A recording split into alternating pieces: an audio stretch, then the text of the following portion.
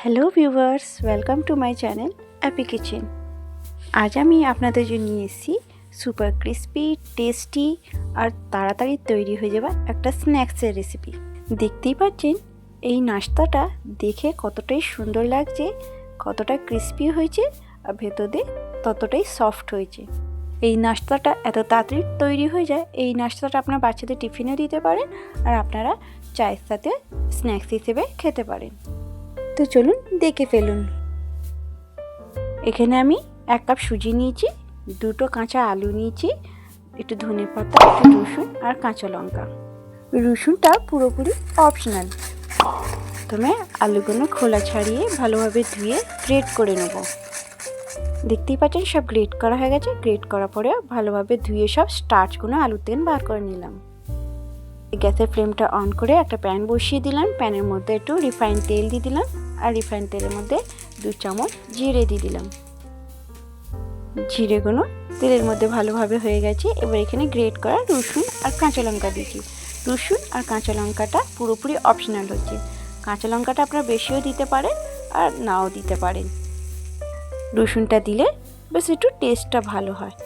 রসুনটা ভালোভাবে দেখতেই পাচ্ছেন হয়ে গেছে। এবার এখানে আমি দিয়ে দিলাম জল। আমি 1 কাপ সুজি নিয়েছি, তার জন্য আমি এখানে 1.5 কাপ জল নিলাম।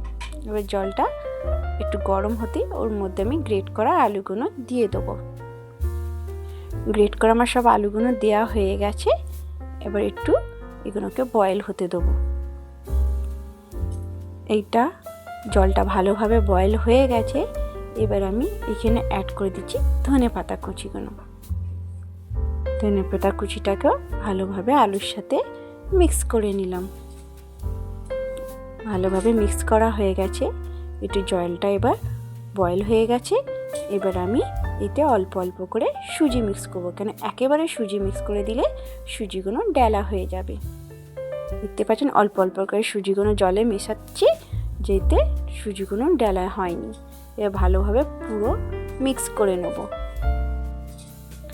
সব সুজিটা দেখতেই পাচ্ছেন ভালোভাবে মিক্স হয়ে গেছে।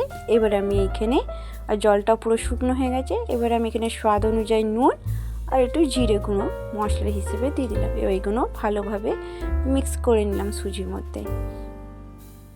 এবার এখানে গ্যাসের ফ্লেমটা অফ করে দিলাম আর সুজিটা প্যান থেকে নামিয়ে একটা প্লেটে নিয়ে নিলাম। এবার সুজিটা পুরোপুরি ঠান্ডা হয়ে গেছে। এটাকে এবার যেইভাবে আমরা আটাটা ঠিক ম্যাশ করি ওইভাবেই সুজিটাকেও মেখে নিলাম। দেখতেই পাচ্ছেন সুজিটা পুরো ভালোভাবে মাখা হয়ে গেছে আর ডোটাও কত সুন্দর হয়েছে। এবার আমি এর থেকে ছোট ছোট লেচি করে হাতের সাহায্যে গোল করে নেব। গোল করে ভালোভাবে এটাকে এবার দুটো হাতের সাহায্যে প্রেস করে একটু চাপটা করে আঙুলের সাহায্যে মাঝখান থেকে ফাঁকা করে নিলাম। এটাকে আমি একটা ডোনাটের শেপ দিয়ে দিলাম। আপনারা চাইলে যে কোনো শেপ দিতে পারেন। আপনারা রেক্ট্যাঙ্গল, ট্রায়াঙ্গল যেমন ইচ্ছা আপনারা দিতে পারেন। এখানে আমি ডোনাটের শেপ দিলাম। এইভাবেই সব ডোগুলোকে শেপ দিয়ে দিলাম। দেখতেই পাচ্ছেন সব ডোটা আমি কি সুন্দর ডোনাটের শেপ দিয়ে দিয়েছি আর দেখতে সবগুলো কতটাই সুন্দর লাগছে। আর গ্যাসের ফ্লেমটা অন করে কড়াটা বসিয়ে দিলাম আর কড়ার মধ্যে রিফাইন তেল দিলাম। রিফাইন তেলটা গরম হয়ে গেলেই এবার একটা করে সব ডোনাটসগুলো তেলের মধ্যে দিয়ে দিচ্ছি। আর এই স্ন্যাক্সের রেসিপিতে আপনার খুব বেশি তেল অ্যাবজর্ব করে না। আপনি যতটা তেল দেবেন দেখবেন ততটাই তেল আপনার কড়াতে রয়ে গেছে। একদিক ভাজা হয়ে গেছে ডোনাটসগুলো আর একদিক ভাজার জন্য উল্টে দিলাম।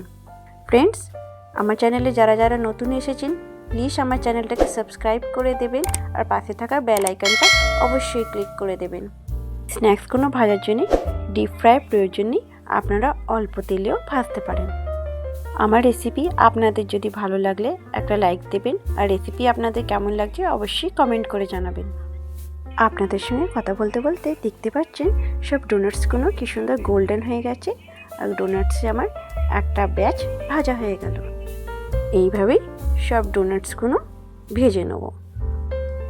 আমার সুজি আলু দিয়ে সুপার ক্রিস্পি টেস্টি স্ন্যাক্সের রেসিপি চায়ের সাথে খাওয়ার জন্য রেডি হয়ে গেছে। Thank you for watching my video.